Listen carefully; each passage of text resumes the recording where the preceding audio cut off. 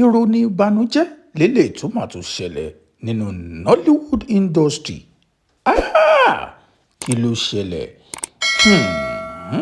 Ilé ayé àfọwọ́lẹ̀fọ́gbà.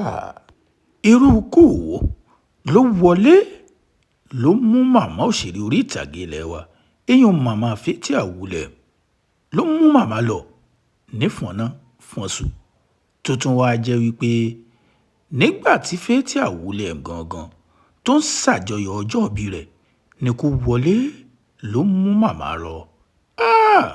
Ó mà ṣe o. Subhanallahi walhamdulillah astaghfirullah wa la ilaha illa. Àti ẹ̀kọ́kọ́ bá a dúpẹ́ pé oníwájú ò kányìn bẹ́ẹ̀ ni oníkányìn kò ṣáájú. Irú ikú wo ló pa màmá Fathia Balógun? Ǹjẹ́ lòun gangan ti fẹnu ara ẹ̀ sọ àti pé bóò ni ó ṣe kéde fáwọn aráyé pé màmá àwọn ti rèwàlẹ̀ àṣà. Ìgbà tí mo wojú màmá mi ò mọ̀ pọ́ lọ́jọ́ lóde, mo wojú bàbá mi ò mọ̀ pọ́ lọ́jọ́ lóde. Ẹsẹ̀ yẹn lèmi wò mi ò mọ̀ pò ti dẹ́sẹ̀ o, mo wojú màmá mi ò mọ̀ pọ́ lọ́jọ́ lóde.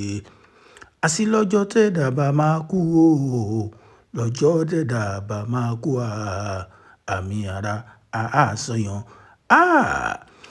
Ìròyìn ìbànújẹ́ ó ṣubú lu ìròyìn ayọ̀ èèyàn fún òṣèré orí ìtàgé ilẹ̀ wa èèyàn Fathia Wulẹ̀. Kí ni ìròyìn ìbànújẹ́ ibẹ̀ àti pé kí ni ìròyìn ìdùnnú ibẹ̀? Gbogbo yín náà lè mọ̀ pé ní February 5 ní òṣèré orí ìtàgé ilẹ̀ wa tí gbogbo wa mọ̀ dáadáa ní èèyàn Fathia Wulẹ̀ ló ṣe ọjọ́ ìbí pòun pé 55 years. Tó sì jẹ́ pé gbogbo àwọn òṣèré orí ìtàgé ni wọ́n péjọ níbi birthday party rẹ̀. Àṣé bó ṣe ń ṣe birthday party lẹ́kọ̀ọ́, àṣé màmá rẹ̀ ò ti jọlọ nípè. Ikú àlùmọ́ọ́tù. Gbogbo àwọn ènìyàn tí wọ́n ń béèrè pé kí ló lè pa màmá Fathia ní ìfọ̀nàfọ̀nsù láìsàìsàn.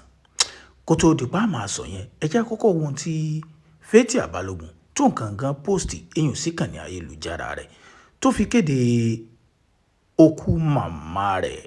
Ó kọ síbẹ̀ lédè òyìnbó. Ó ní dear friends, it was my 55th birthday on Thursday, February 5. However, I used to have a party yesterday, Sunday. Unbeknownst to me, my beloved mother died on the even of my birthday, and the news was crudely kept away from me. The reality of her passing has not totally dawned on me because she was my cheerleader, prayer warrior, best friend, and gist partner wrapped in the invaluable gift of mother, which I have taken solace in Allah subhanahu wa ta'ala. The Williams family has decided to keep things very private for now. Your love and prayer will mean a lot to me and my siblings this period. Burial details will be announced lately. Òyìnbó tí Fathia Wulẹ̀ tó kọ sí kànnì ayélujára rẹ̀ èèyàn tó fi kéde ìpapòdà màmá rẹ̀. Gbogbo àwọn òṣèré orí ìtàgé pátápátá, kódà àwọn tí wọ́n lọ bá ṣe ẹ̀yẹ birthday, gbogbo wọn ni wọ́n ti lọ sí kànnì ayélujára èèyàn sí comment section tó jẹ́ pé gbogbo wọn ni wọ́n bá dárò màmá rẹ̀, wọ́n bá dárò ìyá rẹ̀. Ṣùgbọ́n àwọn ènìyàn ń bèèrè àwọn pé ilé ayé ṣe pé ènìyàn kan lè kú lójijì. Ẹ rí i pé bá a ṣe ń sọ̀rọ̀ ìtẹ́yìn náà bá ka tí Fathia Wulẹ̀ tó kọ sí kànnì ayélujára dáadáa, ẹ rí i pé kò sọ pàtó irú àìsàn tàbí bóyá accident tàbí nǹkan kan ló pa màmá rẹ̀. Ó sọ síbẹ̀, ó ní gbogbo nǹkan àwọn sì fi lọ́lọ́run lọ́wọ́ pé gbogbo ẹ̀ àwọn sì fi pamọ́ for now. Ẹ jẹ́ máa wò bóyá later ó ṣeé ṣe kí òṣèré orí ìtàgé ilẹ̀ wa èèyàn Fathia Williams ó ṣeé ṣe kí wọ́n sọ bóyá màmá ti ń ṣàìsàn tẹ́lẹ̀ tàbí ọlọ́jọ́ ló kàn dé lójijì látàrí pé bóyá ṣe mọ̀ pé Fathia Williams òun gangan ó ti pé ọmọ 55 years bá a ṣe ń sọ̀rọ̀ yìí. Ẹ wá wo irú màmá rẹ̀, ó ṣeé ṣe kí màmá gan kó ti máa lọ bí 80 tàbí 100. Ó ṣeé ṣe kó jẹ́ pé màmá ò ṣàìsàn, kó jẹ́ pé bóyá ọlọ́jọ́ ló dé. Ẹ wò nínú àwọn òṣèré orí ìtàgé bíi Rotimi Salami, Wumi Toriola, Aisha Lawal, Muiwa ọmọ Adémọ́lá,